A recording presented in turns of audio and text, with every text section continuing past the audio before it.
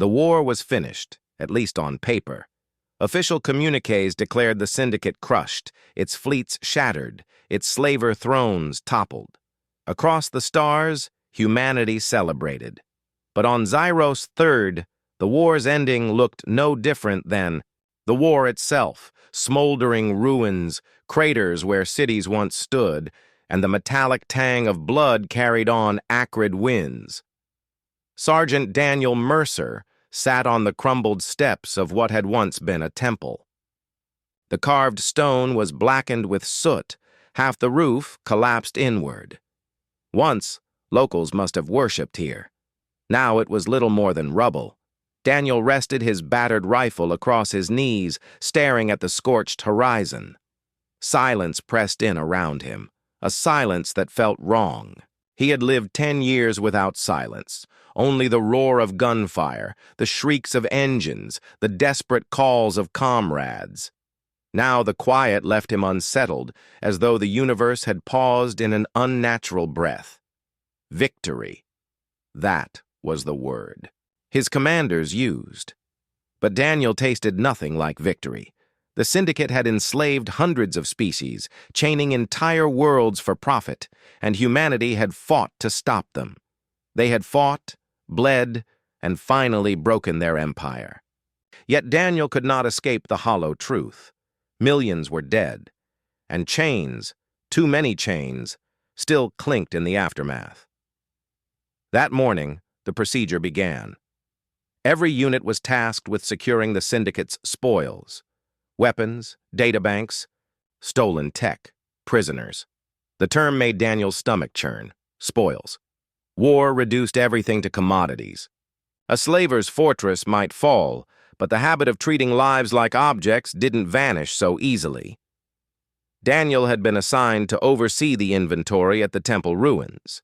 They dragged them in one by one, prisoners in shackles, frightened, laborers, even children who had been raised never knowing freedom. Most kept their eyes down. Some begged, some stayed silent, too hollowed out for words. And then there was her. She was different the moment she entered. She wasn't dragged, though. A soldier kept a hand clamped tight on her arm. Her wrists were bound with thick alloy cuffs, heavy enough to dig into her lilac-toned skin. But her posture was upright, shoulders squared, chin lifted. Her hair, silvery and long, fell loose down her back, unkempt but luminous even in the smoke-filtered. Light, and her eyes, golden, steady, unyielding, met his. No fear, no pleading, just defiance. The soldier shoving her forward smirked. "This one's yours, Sergeant. Part of your commendation package. High-ranking syndicate asset according to records. Congratulations." Daniel frowned. Package? The man shrugged. Spoils of war. Officers get first claim. Orders from above. Daniel's jaw tightened. Humanity had outlawed slavery on Earth centuries ago, tearing chains from its own history with bloody hands. And yet here it was, creeping back in through the cracks of conquest. It disgusted him. He looked at the alien girl again. She stared back, unwavering. "What's your name?" he asked quietly. The translator embedded in her collar crackled, filtering her words into his tongue. "Lyra," she said. Her voice was soft, almost melodic, but carried an edge of pride like tempered steel. "Daughter of no master." Something in that answer pierced through him. She wasn't begging for mercy. She wasn't broken. She was declaring herself. Daniel reached to his belt. With a practiced motion, he drew his combat knife. Soldiers nearby stiffened, expecting him to enforce discipline. Instead, he pressed the blade to the metal chain linking her cuffs. A spark, a snap. Then the chain clattered to the temple floor. Gasps rippled through the gathered men. The guard who'd escorted her sputtered, "Sergeant, what the hell?" "She's no one's prize," Daniel said, his voice flat, resolute. "Not mine, not yours, not anyone's." For a heartbeat, no one moved. The sound of the cuffs hitting. Stone still echoed in the air. Lyra's golden eyes widened just slightly, her composure cracking for the first time. She looked at him, not like a soldier, not like a captor, but like something else she hadn't expected. And in that gaze, Daniel saw it, a flicker of light, faint but unmistakable. Hope. It startled him as much as it startled her. He hadn't seen that look in years, not since before the war ground compassion into dust. And now it was staring back at him from the eyes of a woman who had been dragged before him in chains. Daniel Mercer never thought of himself as a hero. He was a soldier, a survivor, a man who did his duty and carried the scars of it. Yet after he cut Lyra's chain in the temple ruins, something shifted. It wasn't visible at first, but it hung in the air like an echo no one could ignore. Officially, the paperwork listed Lyra as captured asset. Command used careful words, trying to mask an ugly truth under layers of bureaucracy. The syndicate had built an empire on the backs of the enslaved, and humanity had sworn to end it. But when the slavers' throne toppled, what happened to those they left behind? The answer was complicated and often ugly. Some commanders distributed captives as rewards. Others justified holding them until tribunals convened. Most soldiers turned a blind eye. Daniel refused. He filed her under his direct custody, which gave him legal grounds to keep her from being reassigned. To most of his unit, it looked like he'd claimed her as personal property. In truth, it was the only way he could shield her from the predators in his own ranks. At first, Lyra didn't speak much. She lingered near him, neither approaching too close nor straying too far. She ate the rations he offered but never asked for more. She slept in corners of whatever shelter they found, curled like a watchful cat, always alert. Her golden eyes followed him constantly. When he cleaned his rifle, when he shared food with his squad, when he treated wounded prisoners without cruelty. She was measuring him, weighing him, waiting for him to reveal himself as just another master.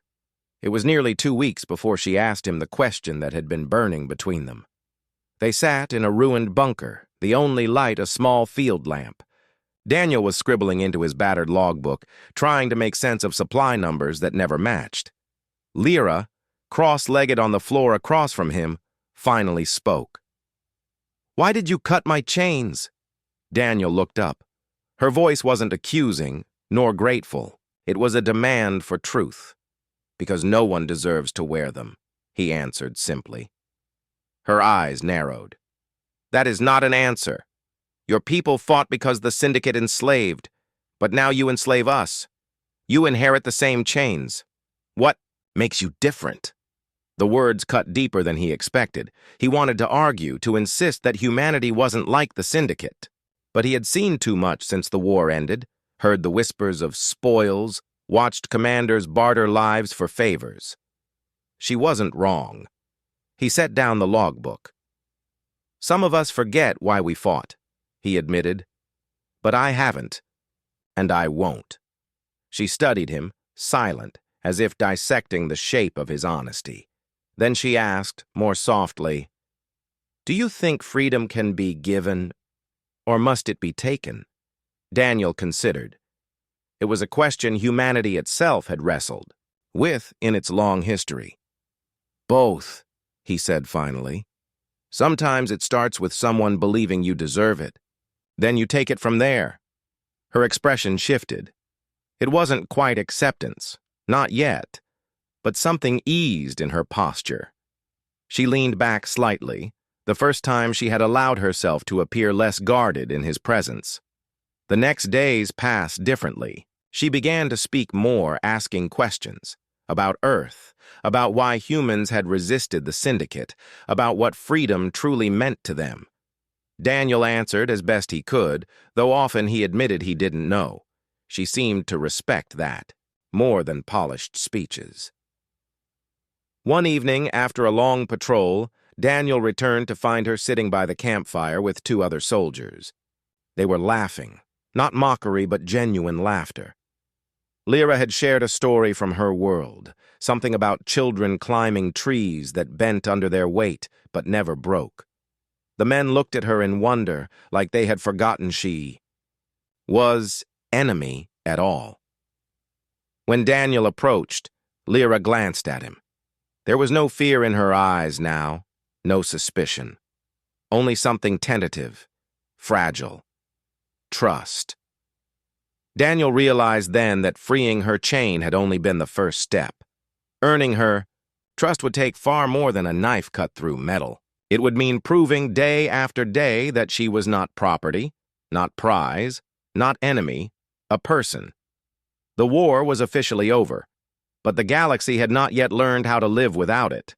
Outposts scattered across Syndicate space still burned. Pirate. Fleets rose from the ashes of the fallen slaver empire, and human forces were stretched thin trying to hold what they'd conquered. For soldiers like Daniel Mercer, peace was just another kind of battlefield. He and Lyra were stationed on one such outpost, a fortress rebuilt from Syndicate stone, perched on a plateau overlooking ravaged plains. The fortress was functional, but cold. Its corridors echoed with boots, its mess hall buzzed with resentment, and its barracks reeked of unspoken grudges. Soldiers who had lost friends to the Syndicate carried their anger like knives, always searching for something, or someone, to cut. To them, Lyra was an open wound. She lived under Daniel's protection, and everyone knew it. Official paperwork labeled her under custody, but rumors twisted truth into poison. Some whispered that Daniel had taken her as concubine. Others muttered that he had gone soft, sympathizing with the very people humanity had bled to destroy. For men who needed someone to hate, she was an easy target. At first it was only looks, hard stares across the mess hall, quiet conversations that stopped when Daniel walked in. But Daniel knew how soldiers thought. Resentment simmered until it boiled over. He tried to ignore it, tried to keep her safe by presence alone, but unease grew heavier every day. It came to a head one evening. Daniel had gone out on perimeter patrol, leaving Lyra in the inner courtyard. He was gone no more than 20 minutes when he heard voices raised in the distance. Not laughter, not ordinary, chatter, cruel, mocking tones. He rounded the corner and froze. 2 soldiers had her cornered against the fortress wall. Lyra stood tall, unflinching, but there was no mistaking the tension in her stance. One man blocked her path, his smirk ugly, while the other reached for her arm, his hand closing around her lilac skin. Daniel's voice thundered across the courtyard. "Back away!" Both men turned, startled, then sneered when they saw who it was. "Relax, Sarge," the first said. "We were just having a little fun. She's property, isn't she? No harm done." "She's not property," Daniel snapped, closing the distance with long strides. His hand hovered near the pistol at his hip. "Move! Now!" The second soldier tightened his grip on Lyra's arm. She didn't flinch, but her golden eyes blazed with fury. "What's the matter, Sergeant?"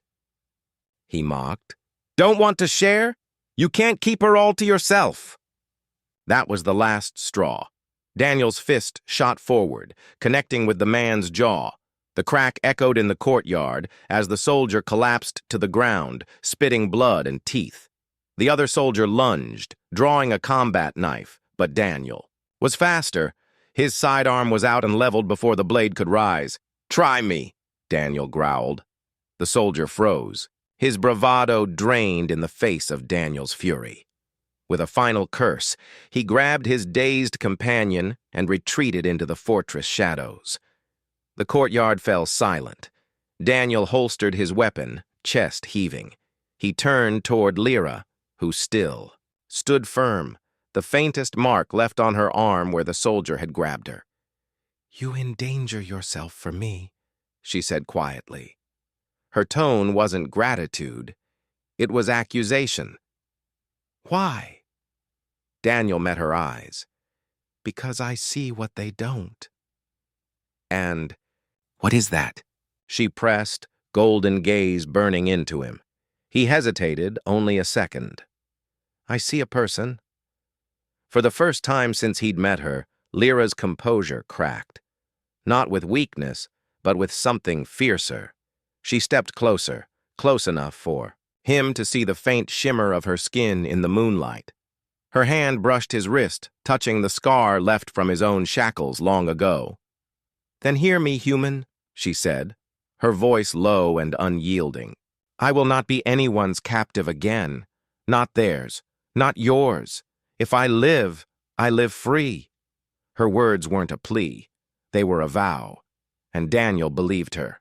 He saw the fire in her eyes, brighter than any chain could dim. She was no longer just a survivor clinging to protection. She was a force unto herself, rising from the ruins of her people's suffering. He realized then that by defending her, he hadn't just made enemies among his fellow soldiers. He had tied his fate to hers in ways he could never untangle, because in her defiance, in her refusal to bow, she carried something he thought the galaxy had lost. Dignity, and though others saw only chains of the past, Daniel Mercer saw the faint shape of a future being forged, one fragile, dangerous, and worth everything. The attack hit the fortress without warning. Syndicate raiders, remnants of a once mighty empire, now reduced to desperate war bands, struck like predators smelling weakness. The first shells landed just as the sun crested the horizon, ripping apart the outer walls in thunderous bursts. Sirens wailed, boots pounded stone, and the fortress became a storm of chaos. Daniel Mercer woke to the sound of the ceiling shaking. He grabbed his rifle, heart pounding, and sprinted through smoke-choked corridors. Explosions shook the ground, each one closer than the last. Around him, soldiers scrambled, some with discipline, some in blind panic. The war might have been declared over, but no one had told the Syndicate. He had one thought: find Lyra. He tore through a collapsing hallway, past fleeing civilians and wounded soldiers, until he caught sight of her in the inner courtyard.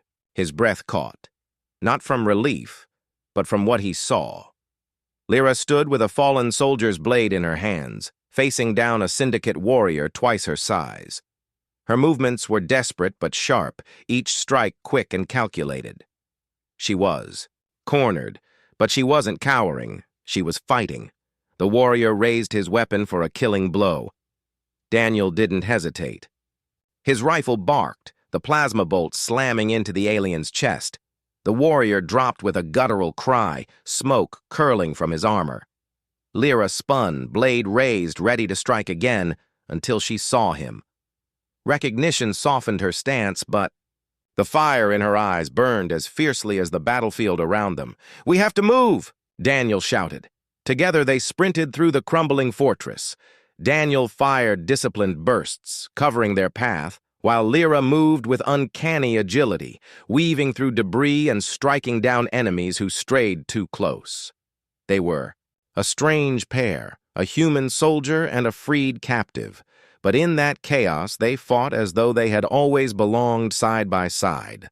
The fortress was falling fast.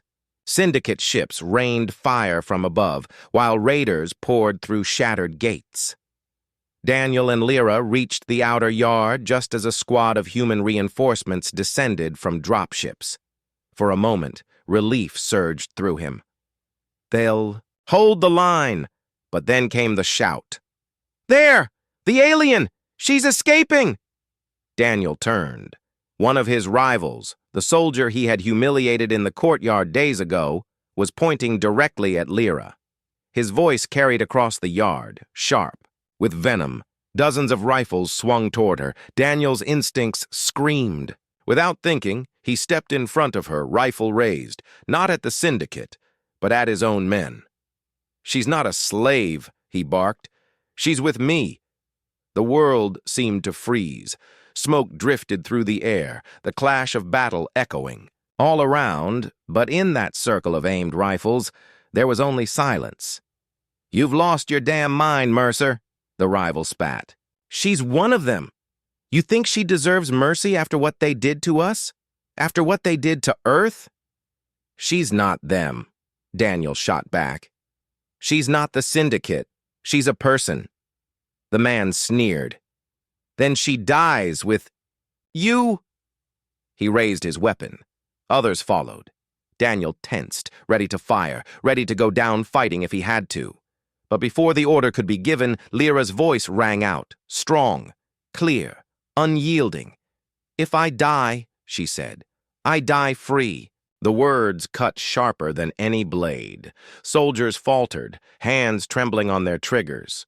Few had ever heard a syndicate captive speak like that. Not with broken despair, but with raw conviction. It was the voice of someone who had already won her freedom, even if her body was still trapped in chains of suspicion.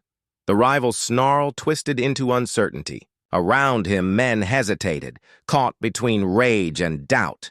Daniel seized the moment. "We hold this ground together, or we fall divided. You want to waste bullets on her, or you want to survive this fight?" Another explosion rocked the courtyard, showering them with debris. Reality snapped back. The syndicate was still advancing. Survival outweighed grudges. For now, weapons turned back toward the true enemy. The rival cursed under his breath but lowered his rifle. The moment passed, fragile as glass, but it held. Together, they fought on. By dusk, the fortress still stood, barely. Smoke billowed from shattered walls, bodies littered the yard, and the survivors huddled in exhaustion. Reinforcements had pushed the raiders back. But the cost was heavy. Daniel sat against a scorched barricade, rifle resting at his side. Lyra knelt nearby, blade still in her hand, her golden eyes steady despite the carnage. He looked at her, and in that moment, the truth settled deep in his bones. He hadn't just saved her life. She had saved his, too, not with steel or fire, but with the power of her defiance. Because when she spoke, when she declared her freedom in front of soldiers who hated her, she had done something Daniel thought impossible. Night fell heavy over the fortress. The smoke of battle lingered, curling into the stars above, while the wounded were carried on stretchers and the dead laid in rows beneath torn banners. The air smelled of blood, ash, and victory, a bitter cocktail Daniel Mercer had tasted too, many times before. But tonight was different. Tonight, he wasn't just a soldier. He was a man standing between two worlds, one that had raised him and one he had sworn to protect. Lyra sat quietly at the edge of the courtyard, her green skin catching the flicker of firelight. She still held the blade she'd taken in the battle, its edge streaked with alien blood. Her eyes were fixed not on the flames, but on the sky, as though searching for something far beyond the smoke. Daniel approached, lowering himself to sit beside her. For a while, neither spoke. The silence wasn't heavy.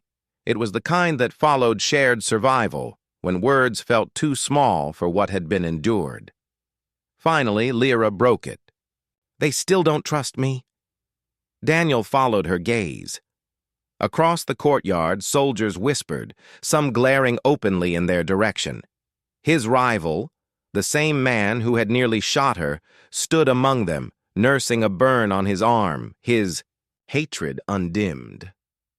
"No," Daniel admitted. "They don't. But they saw you fight. They saw you bleed beside us. That's more than they ever expected." She tilted her head, her golden eyes catching his. "And you? Do you trust me?" He didn't hesitate. "I do." The answer came easily, but it wasn't born of naivety. He had seen her when she was cornered and outnumbered. He had seen her choose defiance over submission, courage over fear. Trust wasn't blind. It was earned, and she had earned his 100 times over. Her expression softened, and for a fleeting moment the weight of her captivity seemed to lift. "Then that is enough." Before he could reply, Boots approached. Daniel rose as a senior officer, his uniform ragged but his authority unbroken, came forward. The man's face was stern, his tone colder than the night. "Mercer, step aside." Behind him, soldiers fanned out, weapons low but ready. Their eyes were fixed on Lyra. "She fought with us," Daniel said firmly. "She's not going back in chains." The officer's lip curled. "Orders are clear. Every alien freed from syndicate control is to be processed, interrogated, contained." He spat the last word like poison. "We can't risk infiltration. You know that." Lyra rose slowly, her chin high, her defiance intact. She didn't beg. She didn't flinch. She simply looked at Daniel, as if to say, "This is where your choice matters most." Daniel's pulse pounded. He saw the officer's eyes, the soldier's fingers brushing their triggers. He saw the long shadow of the war, the mistrust, the fear, the hatred that had been carved too deep to erase in one night. But he also saw Lyra, the woman who had stood against her captors, the woman who had shouted her freedom into a yard of enemies and made them hesitate. His rifle came up, steady in his hands, not at the officer, not at the soldiers, but angled just enough to remind them that if they wanted her, they'd have to go through him. "Processing ends tonight," he said. His voice was calm, but every word carried iron. "If we claim to fight for freedom, then we don't get to choose whose freedom matters. She's with me." The officer's eyes narrowed. "You're risking court-martial, Mercer." "Then, so be it." The standoff stretched, tension crackling like lightning in the air. A single spark could have ignited it into violence. But then something unexpected happened. From the shadows, other soldiers stepped forward. Not many, but enough. Men and women who had seen Lyra fight, who had seen Daniel stand for her when it would have been easier to stay silent. They didn't raise their rifles. They didn't shout. They simply moved closer, a silent show of solidarity. The officer's jaw tightened. He saw the line. He knew pressing further would fracture the unit at a time when unity was all that held the fortress. "Together, fine," he snapped. "She lives. But her fate is on your head, Mercer." He turned sharply and marched away, his followers scattering reluctantly. Silence lingered after they were gone. Daniel lowered his rifle, exhaling the breath he hadn't realized he was holding. Lyra stepped closer, her voice low. "You would stand against your own people. For me?" "Not for you," Daniel said, meeting her gaze. "For what's right. But, yeah, for you too." For the first time, her composure cracked. Her lips curved into the faintest smile, small, fragile, but real. A smile not of gratitude, but of recognition.